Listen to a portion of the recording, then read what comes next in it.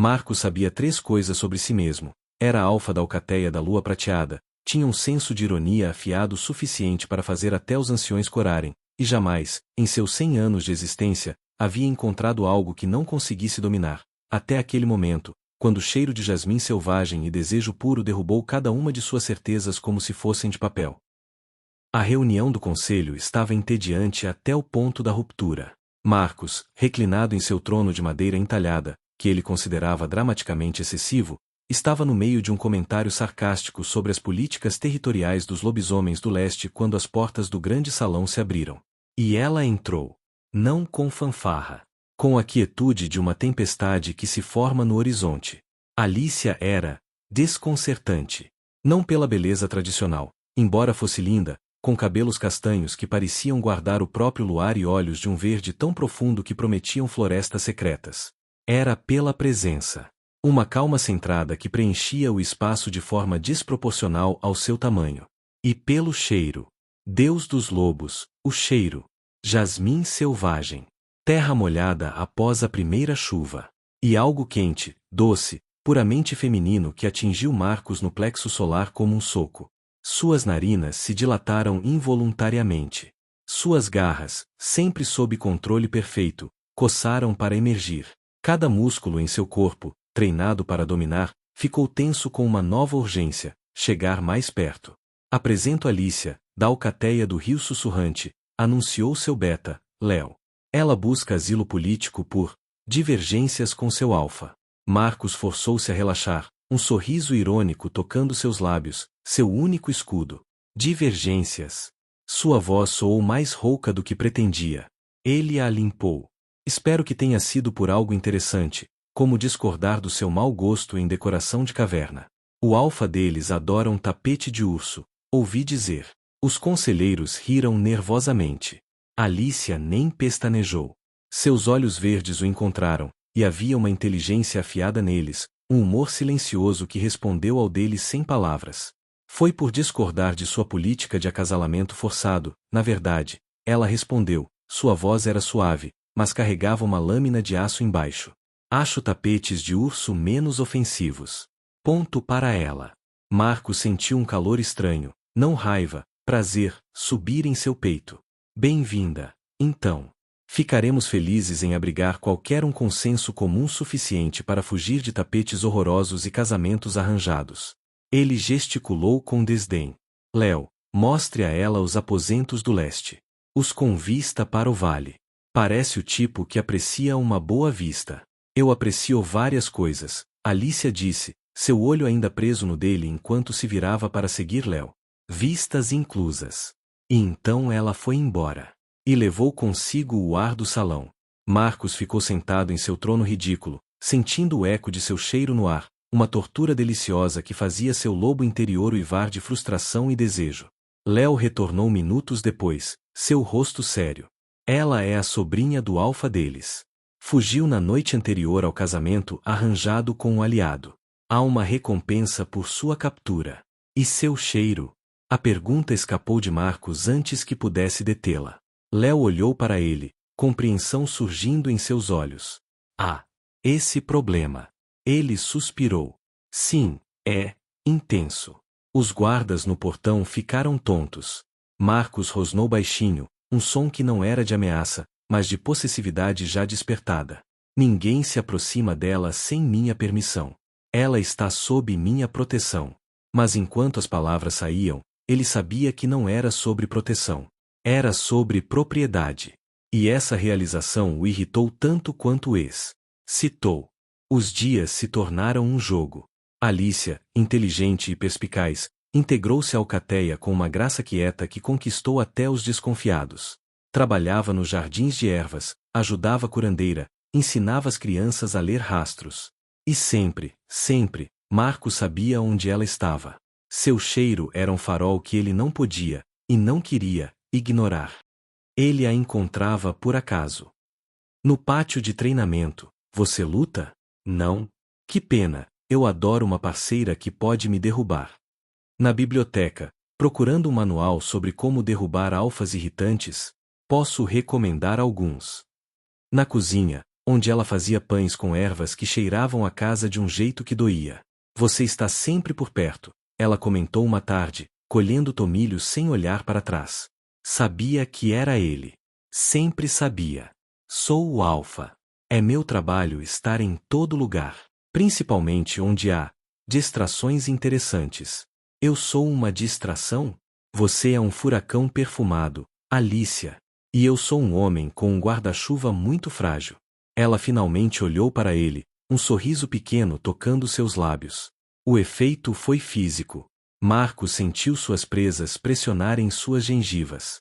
Talvez você precise de um guarda-chuva mais forte. Talvez eu goste de me molhar. O ar entre eles ficou carregado, quente, pesado com tudo o que não era dito. O cheiro dela intensificou-se, tornando-se mais doce, mais convidativo. Seu próprio cheiro de alfa, pinheiro, fogo de lenha, poder, respondeu, envolvendo-a. Ele viu as narinas dela se dilatarem, viu o pulso acelerar na base de seu pescoço. Ela sentia. Ela queria. Mas ela se virou, quebrando o momento. Seus guarda-chuvas são problema seu, Alfa. Tenho ervas para colher. Ela saiu. Marcos ficou parado, suas mãos cerradas, seu corpo uma corda esticada de desejo reprimido. Seu lobo rosnava dentro dele, exigindo, exigindo. Naquela noite, durante a corrida da lua minguante, ele a viu na floresta. Não correndo com os outros, mas observando de uma clareia. Ele, em sua forma lupina, um lobo enorme de pelagem prateada e olhos âmbar, aproximou-se. Parou a alguns metros. Cheirou o ar. O desejo dela era uma música inconfundível, mesmo através do cheiro da floresta. Ela não fugiu. Ajoelhou-se. Eu sei que é você, ela sussurrou. Ele deu um passo à frente. Outro. Até que seu focinho estava a centímetros de seu rosto. Ela ergueu a mão, tremendo levemente, e tocou a pelagem entre seus olhos. O contato foi um choque elétrico que percorreu ambos. Você é lindo, ela respondeu. E um tremendo idiota. Ele emitiu um rosnado que era um riso lupino. Depois se virou e desapareceu na floresta, deixando-a sozinha com o coração batendo forte e a promessa não dita pairando no ar. O jogo continuava. Mas as regras estavam mudando. E ambos sabiam que, mais cedo ou mais tarde, alguém iria quebrar. O aviso chegou em uma manhã nublada. Léo entrou na sala do trono com o rosto sério, o cheiro de alerta emanando dele como fumaça. Rastreadores. 3 deles. Da alcateia do rio sussurrante, ele anunciou, seus olhos encontrando os de Marcos. Estão a um dia de distância, seguindo o rastro dela. Marcos, que estava fingindo estudar mapas territoriais, na verdade, apenas desenhando formas abstratas enquanto pensava no verde dos olhos de Alicia, ergueu-se de um salto. A cadeira atrás dele caiu com um baque. Onde ela está? Sua voz não era de alfa dando uma ordem. Era de lobo protegendo sua parca. Nos jardins de ervas. Com as crianças. Marcos moveu-se. Não com a arrogância descontraída de sempre, mas com a velocidade silenciosa de um predador em modo de caça. Ele a encontrou ajoelhada na terra, mostrando a um grupo de pequenos lobisomens como distinguir sálvia de lavanda. O sol filtrado através das nuvens iluminava seus cabelos, e ela ria de algo que uma criança dissera. O som dessa risada, livre, genuíno, atingiu Marcos com mais força do que qualquer ameaça. Isso era o que ele protegeria. Não apenas a mulher, mas a alegria dela. Alicia, sua voz saiu mais grave do que o normal. Ela se virou, e o sorriso desapareceu quando viu sua expressão. O que houve? Comigo. Agora. Ele não pediu. Era uma ordem revestida de aço. As crianças recuaram, sentindo a mudança na energia. Alicia levantou-se, limpando as mãos na saia, seu próprio rosto ficando sério.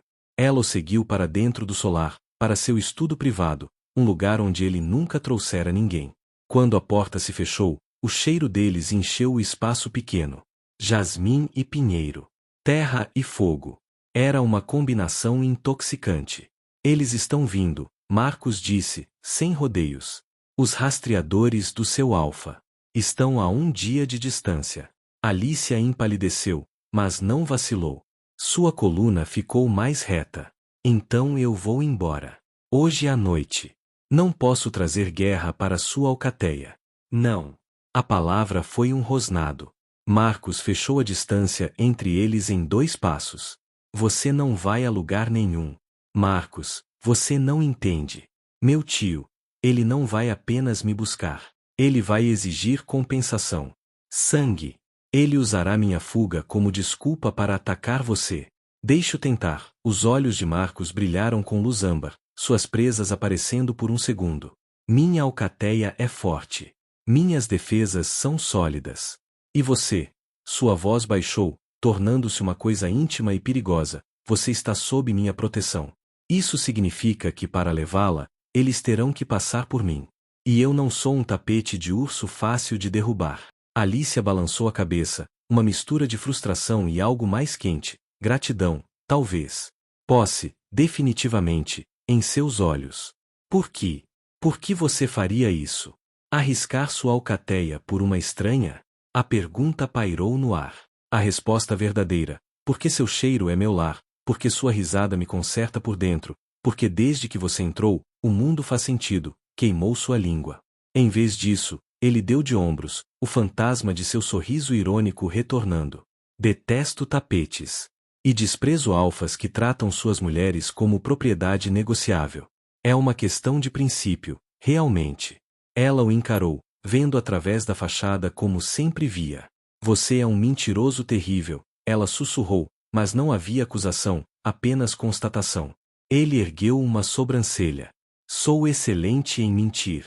Você é que é inexplicavelmente boa em me ver através delas. Naquela noite, a alcateia se preparou. Marcos colocou guardas extras, armadilhas nas fronteiras, sentinelas nos pontos altos.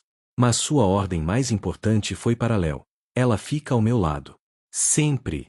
Em nenhum momento ela fica sozinha. Ele a levou para os aposentos dele.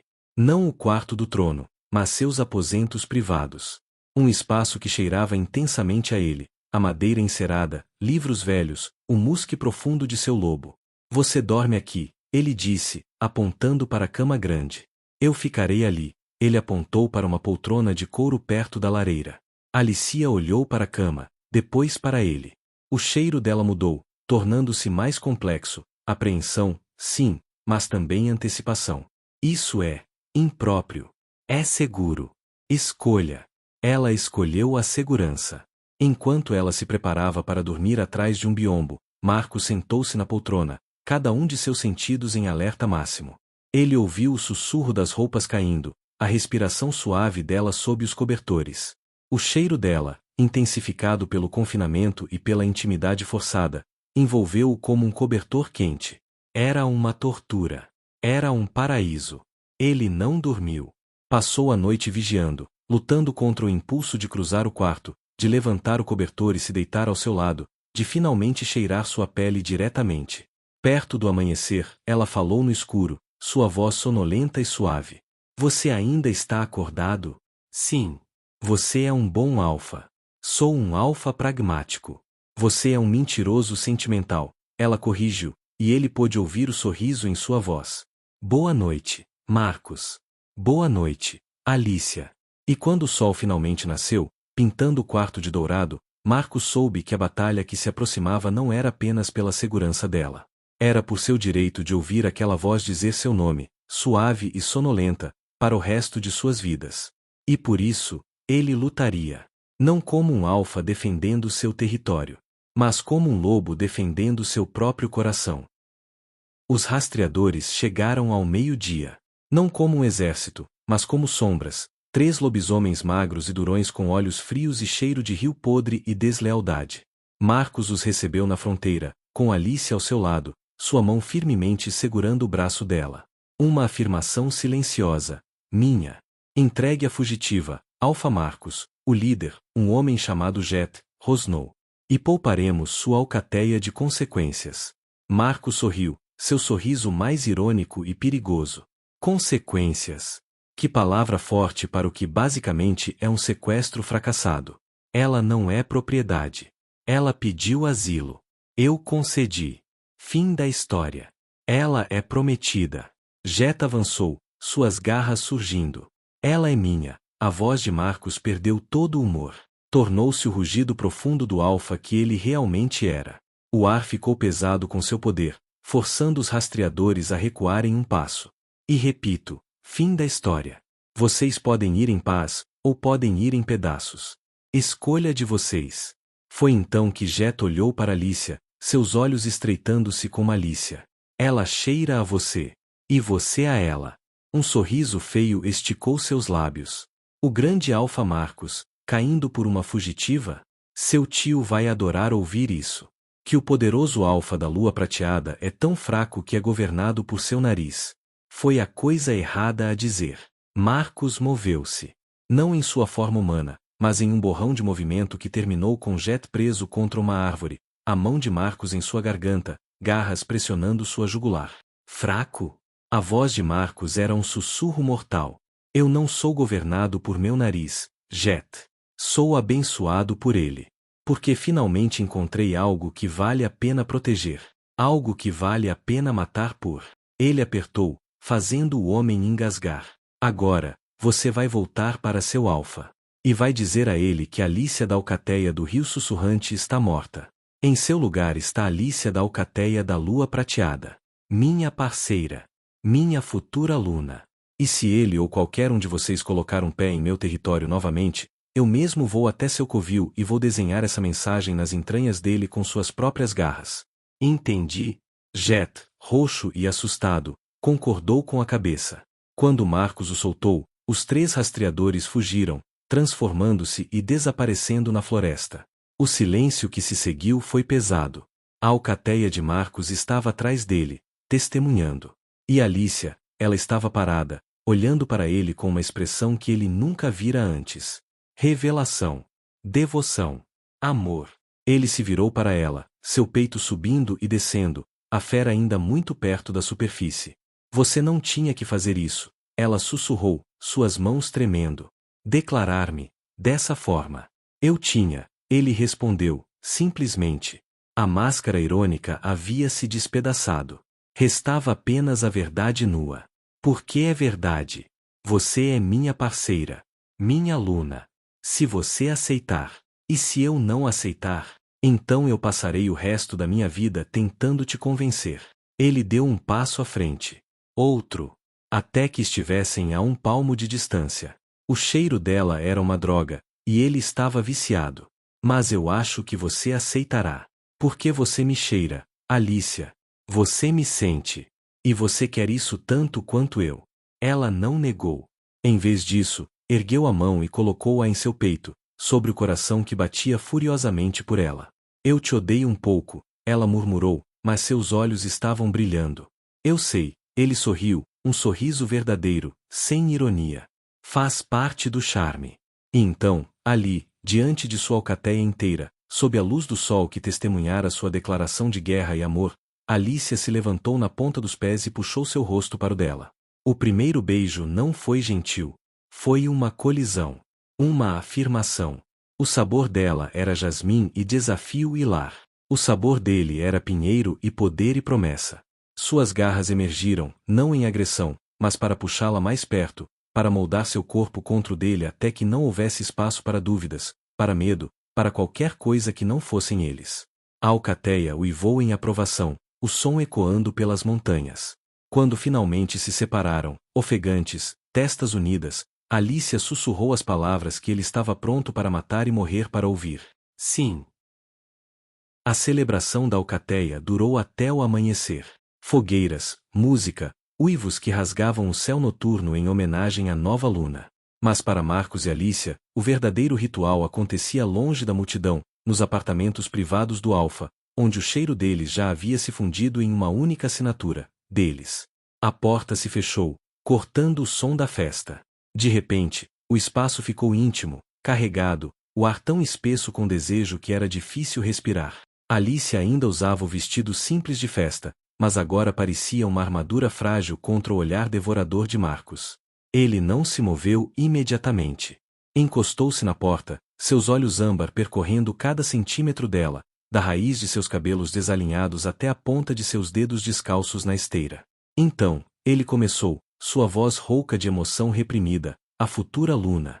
Acha que consegue lidar com um alfa que passa metade do tempo sendo irônico e a outra metade querendo trancá-la em seu quarto para sempre? Alicia ergueu o queixo, um brilho desafiador em seus olhos verdes, mas suas bochechas estavam coradas. O cheiro dela, jasmim, terra, e agora o doce aroma inconfundível de excitação, inundou o espaço. Acho que posso lidar. Desde que a parte do trancar no quarto venha com boas vistas e café da manhã na cama.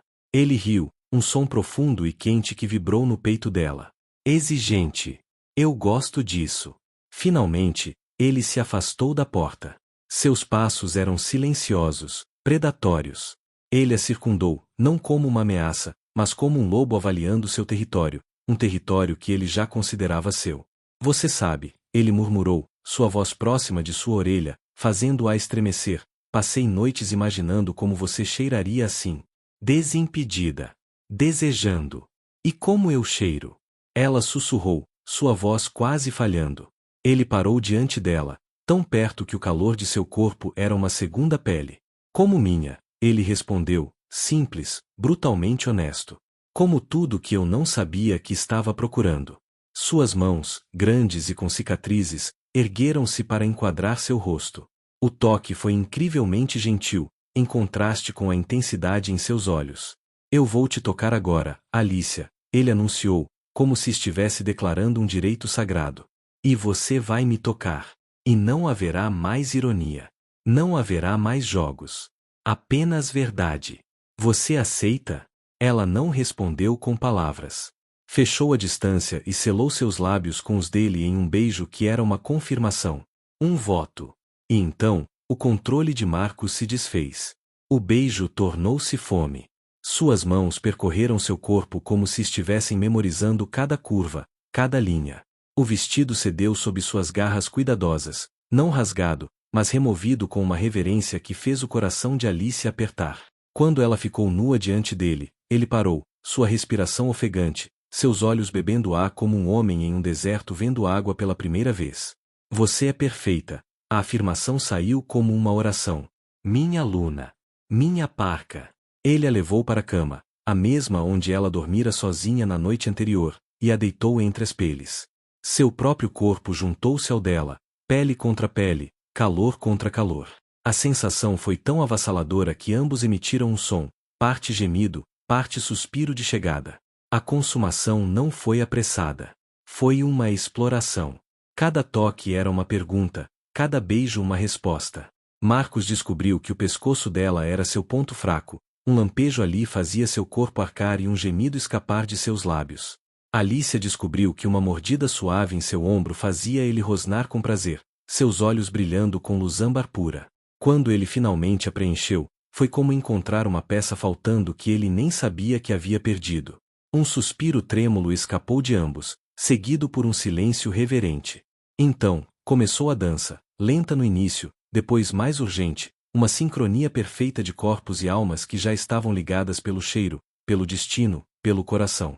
E no clímax, quando o mundo desmoronou em puro sentimento, algo mágico aconteceu.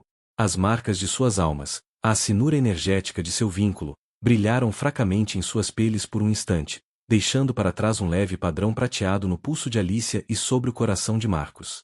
A marca da parca perfeita, dada não pela lua, mas por sua própria escolha. Depois, entrelaçados, ofegantes, cobertos por uma fina camada de suor e satisfação, Marcos puxou-a contra seu peito, seu nariz enterrado em seus cabelos. Eu estava errado, ele murmurou, seus lábios contra seu couro cabeludo. Sobre o quê? Ela perguntou, sua voz sonoluda e satisfeita. Disse que você era um furacão perfumado, ele disse, sua mão traçando padrões preguiçosos em sua espinha. Você é o olho do furacão. A calma no centro da tempestade. A única coisa que me âncora. Alicia ergueu a cabeça, seus olhos verdes sérios. Você não precisa mais ser irônico comigo, Marcos. Eu vejo você. Todo você.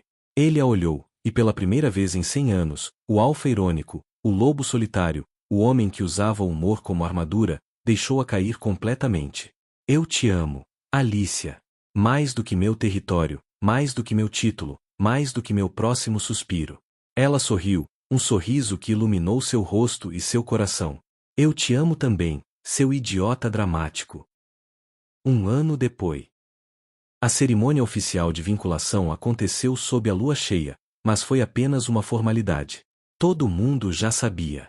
A alcateia florescia sob liderança dupla, a força pragmática e protetora de Marcos e a compaixão sábia e firme de Alicia. Naquela noite, sentados no trono que Marcos finalmente admitiu ser aceitavelmente confortável, com Alicia aninhada em seu lado e sua mão sobre a pequena, firme curva de sua barriga, ele olhou para sua alcateia, sua família, e sentiu uma paz que nunca conhecera.